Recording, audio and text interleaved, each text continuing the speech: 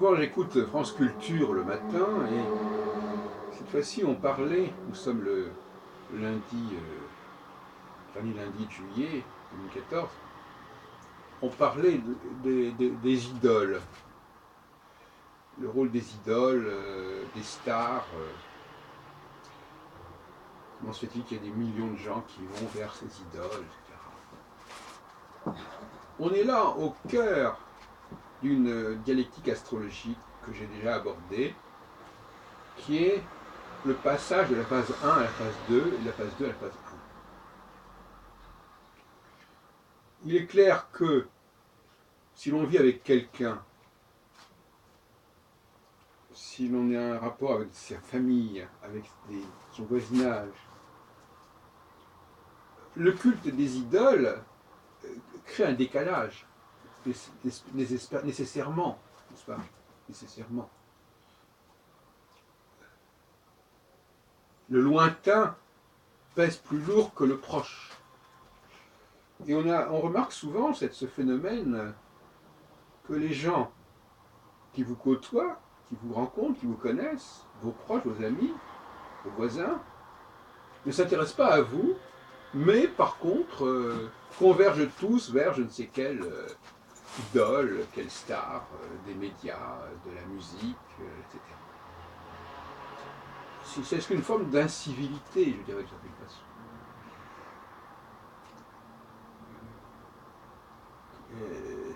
Préférer le personnage comme ça, transcendantal, bah, supérieur, que tout le monde, vers lequel tout le monde converge, ce qui donne effectivement une sorte de valorisation objective de l'importance de cette personne, à la connaissance, la fréquentation de gens qui n'ont pas cette signalisation particulière, ce qui vous permet de vous exprimer, c'est-à-dire vous permet d'être vous-même par rapport à cette personne, de porter un jugement sur cette personne qui n'est pas le jugement collectif des millions de disques ou des millions de spectateurs, etc. Donc là, on est vraiment au cœur de la problématique que j'étudie, et l'on peut remarquer justement que nous sommes en train de sortir, c'est un cycle de 7 ans, nous sommes apparemment en train de sortir de cette problématique actuellement. Dans les jours qui viennent, dans les jours qui viennent de se passer. C'est-à-dire que tout d'un coup, les gens se recentrent sur la proximité. Et c'est en analogie avec la notion de nocturne. C'est-à-dire que la nuit, on voit moins loin. Alors je disais tout à l'heure, justement, cette espèce de syndrome du lointain. De ce qui est en lointain, de ce qui est en haut.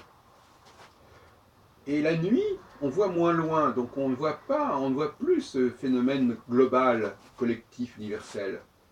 On doit vivre avec les gens de sa ville, dans son immeuble, de son quartier, de sa langue, de ses connaissances.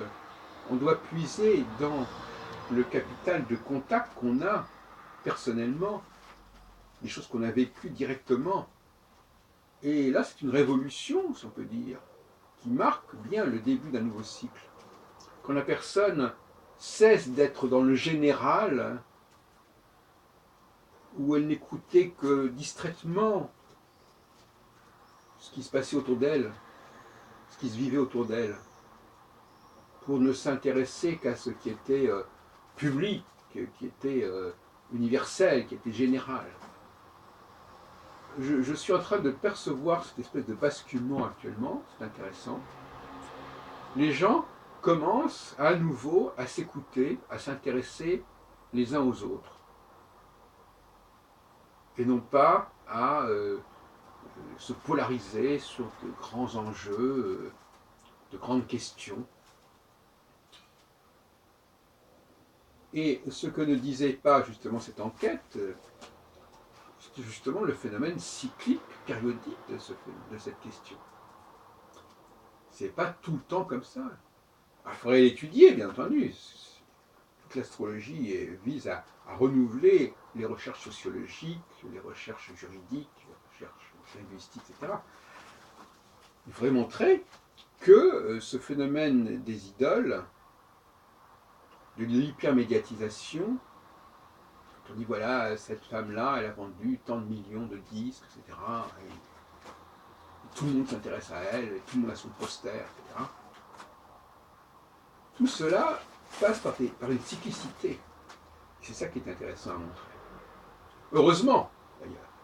Parce que si nous vivions constamment dans ce registre, la vie serait insupportable. En revanche, l'alternance de ce genre de comportement peut faire sens, parce qu'il est bon aussi que l'humanité ne soit pas hyper cloisonnée, hyper segmentée, hyper fragmentée, avec une politique de clocher, avec des gens qui ne voient que sous leurs yeux.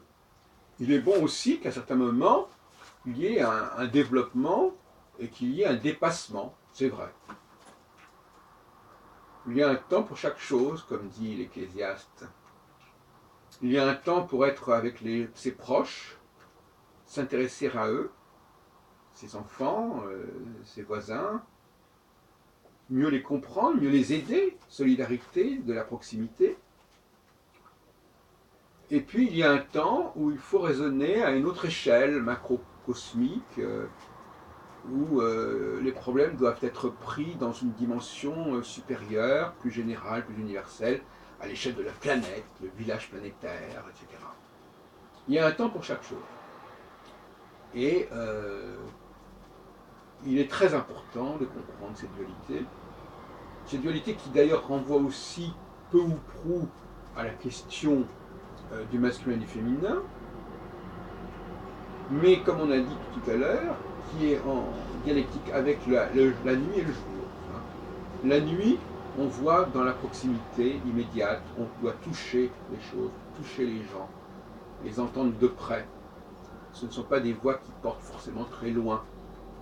Et puis le jour, alors là, on a d'autres horizons, d'autres panoramas, c'est beaucoup plus large, beaucoup plus vaste.